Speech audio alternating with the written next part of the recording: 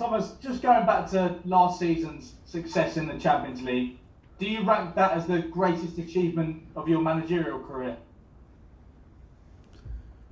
If I have to backfire quick, I would say yes, but in general, you know, I find it pretty hard to rate your achievements, because who wants to be the judge and who wants to say what, who wants to know? I mean, we tried, or I tried, and together with my staff and my team, to be the very best I can and to put the best out of my teams. And I did it when I was an under 14 coach in the youth academy, and I do it now. So yeah, to the outside and speaking about trophies and speaking about that, yeah, it's obviously the biggest title that I won so far, and it was a huge night and a big experience. But honestly, feels like it's a long time ago, and I think it's necessary that it feels like this. We are all focused for tomorrow. Tomorrow is the most important game in Champions League campaign, because it's the only one that we play, and it's the first one in group stage, and that's what we're up to. Nick Pure. Hi Thomas. Hi. Can you just give us a quick injury update on Kante and Pulisic, please? And just I saw Romelu after his goals at the weekend saying how, you know, he'd been dreaming about scoring at Stamford Bridge since he was 11 years old. I mean, that's a really powerful thing, isn't it, for him and you guys to be able to harness? And can you just, you know, kind of explain a little bit about, I guess, what that means to him and how that's helpful for you? Well, maybe it's better you ask him in person, but I think you can even just estimate when you hear what he says, that he dreamed about it since he was a little boy, and now he has the opportunity to come back as the number 9 and the go-to guy up front, and to be the guy to help the team with goals. This is what he's up to. He's not shy of speaking it out loud. That's why he's our number 9. That's why we are lucky, very happy that we can be part of this experience and share the experience with him, because he's a lovely guy, nice guy, and a tough competitor. And you know we all know how important it is to have a good start for strikers and to not wait too long for their goals. So we are very happy that he helps us with his goals, and he has this experience so early in the season. First game at Stamford Bridge, and hopefully he can continue tomorrow to score and be decisive for us. The injury update is Christian did not train with us. He is in that, we said before, after national break, in that period of 10 times where we want to bring him, 10 days where we want to bring him back to the pitch. So he's still in treatment and individual training. N'Golo had 2 training sessions yesterday and today, but Champions League game comes a bit too early. We don't take the risk now at this moment of the season. So we decided to give him another load tomorrow in training. Then he will have a day off with all of us, and then he will rejoin team training on Thursday, Friday, Saturday to be absolutely fit for and ready for Tottenham game. Dave White now. Hi Thomas. Hi. Can you hear me? Yes. Simple question from me, Thomas. How has winning the Champions League changed your mentality? Mine personally? Yeah. Do you feel different? For some days I felt different, yeah. I felt pretty good. But it's a tough one. I think that it's in the end, nothing is like winning. You can ask me. I reached the final. I was lucky to reach the final with my team the season before, and I had the feeling that it's a big achievement. But not to do the last step is a huge difference when you realize what it means when you do it. Like the perception from outside, the joy, the experience, the confidence that your team gets by winning it. It's like I experienced this for the first time maybe in academy when we were able to win the German title with the under 19 of Mainz, and I was in charge as the head coach. And we had the feeling to be qualified for a semi-final and final was already a big achievement. But when you do the last step, it's nothing compared to it. Then it really changes something, I think, for everybody. But the most important is not to look back. The most important is to keep the feeling and to keep the hunger, because that feeling feeds, like also creates a hunger for more, and it's addictive.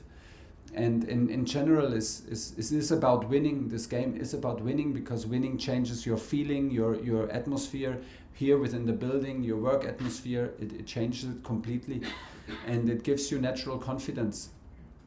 But at the same time, it is absolutely necessary to forget it and to start from scratch, to show this hunger and mentality again. And this is what I feel and what I demand from myself and from everybody else around, that we don't change in terms of hunger. We will have this experience together forever, and we can create a bond out of it, and we can create confidence out of it. But it is about looking up front in sports and taking up challenges which are coming, and this is the next step is tomorrow. Nizar Kinsella. Hi Thomas, I wanted to ask you, you've got a 12-man bench for tomorrow, so it'll probably mean you'll call people like Loftus-Cheek, Malang Sarr, Barkley for the first time. What's your message for these players? Why did you register them for the Premier League and Champions League? And are they in a spot where they need to get ready for these games, or do you think it's realistically difficult for them to play? Listen, it's very easy. If you get registered, it's your duty to be ready. When you dress up in this dressing room and when you come here to Chelsea every day, then it's your duty to be ready. This is the baseline for everything. You need to be ready. When you step into this building and you step on the training pitch, you have to be ready, and you have to be ready once you are on the list. You have to be ready every day to train and every day to play. This is the baseline for everything. Nobody gets a gift here. Malang is in the squad tomorrow. Ruben is in the squad. He was already in the squad in Liverpool, and I think even in Arsenal. I don't know, in Liverpool and against Villa. Ross Barkley was in the squad against Aston Villa.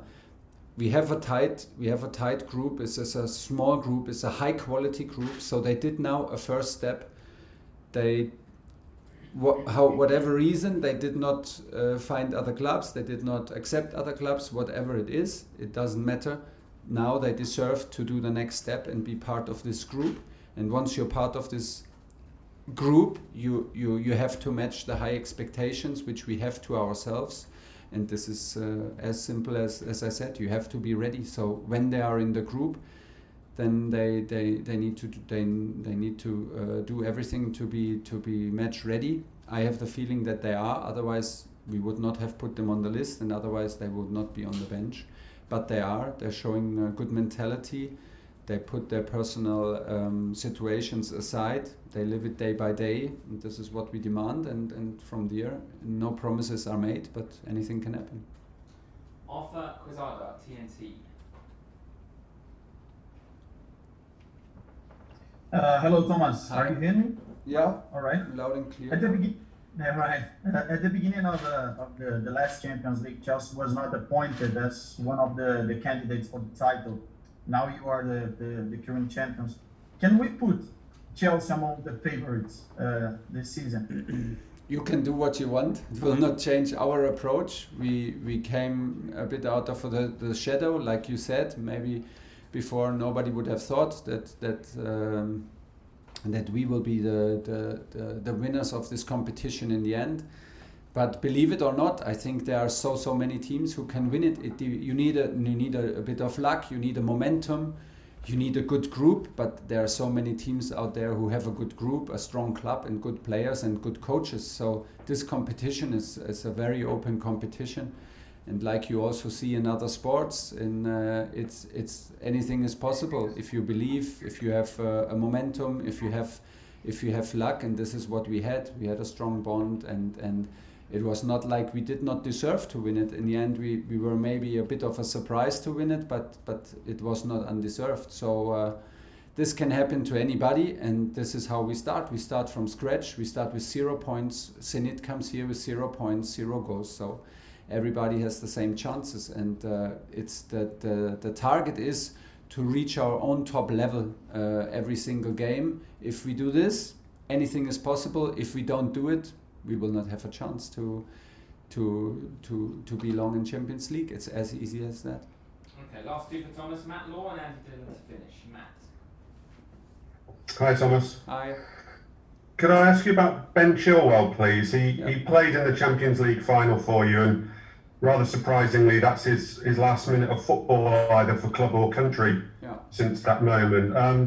I just wondered whether you'd spoke to him about his situation at the moment, how you see him, and also the England situation, because he didn't play a single minute in the Euros and he was dropped from the squad. Do you think that's been difficult for him? Yes, that has absolutely been difficult for him, and I think it's pretty normal. He came from like you said, from a Champions League win and from a 90 minutes and a strong performance, and had a good end of the season in general, and played a lot of minutes for us in many important crucial games on high level. Then it was individually for him personal a tough Euros, because there were chances, I think, where he thought that he could have played. He did not. So personally, I think it was and I know that it was a tough one, because you feel he did everything to push the team. You feel as part of the team, but you don't feel it really if you don't sweat it out sometimes on the pitch, and if you never wear the shirt, and if you're never really involved. It is a strange feeling. And then, of course, it was necessary. So to keep also training for 4 or 5 weeks continuously. And then he had a personal break. It was hard for him to totally relax and to get this disappointment, his personal disappointment, which he did never put out on the team, but his personal one, individual one, like off the shoulders. And yeah, when he arrived here, I felt him a bit mentally tired. A bit like still worrying about the situation, and at the same time he had to accept. So he was very unlucky, I think, like also now during the start of the season, because Marcos was here the whole pre-season. He did every single training session, and he took this opportunity so great, and with such a huge quality and attitude. So Marcos was crucial for us from the first day in training, and then he delivered on Chile's position, and these are two specialists for the same position, so this is a tough competition for both of them. We had some talks with Chile about the situation.